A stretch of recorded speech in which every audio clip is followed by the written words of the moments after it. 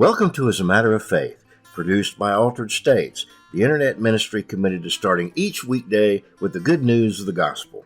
I am your host, Preacher Bob.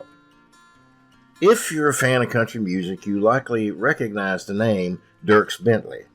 Dierks is an honest-to-goodness star, but he's more than just a vocalist or a performer. He's also an extremely gifted songwriter, known for crafting the lyrics of his songs with tremendous care. In 2006, Dierks wrote a song entitled Long Trip Alone. He began to write the song with his marriage in mind, picturing the years of his life as if they were a kind of journey.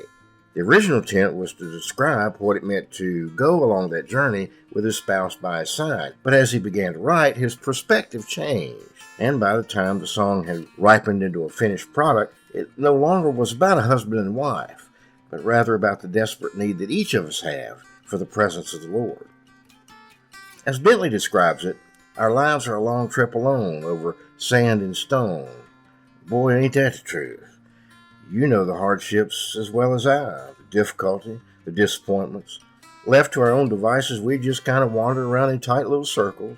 We'd stumble and fall down, and in that struggle, the all-encompassing isolation would just get worse and worse until we wound up in a place of despair. That's what sin does, your sin, my sin.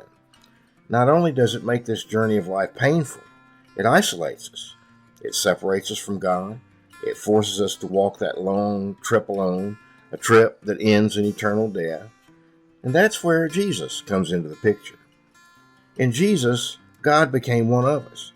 He took that long trip through a world that was broken and lived a perfect life on our behalf. And then he carried our sins to the cross. There he suffered an aloneness that we can't even begin to imagine, an aloneness that really should have been yours and mine to bear. But because Jesus did that, through faith in him, you and I will never have to walk alone again.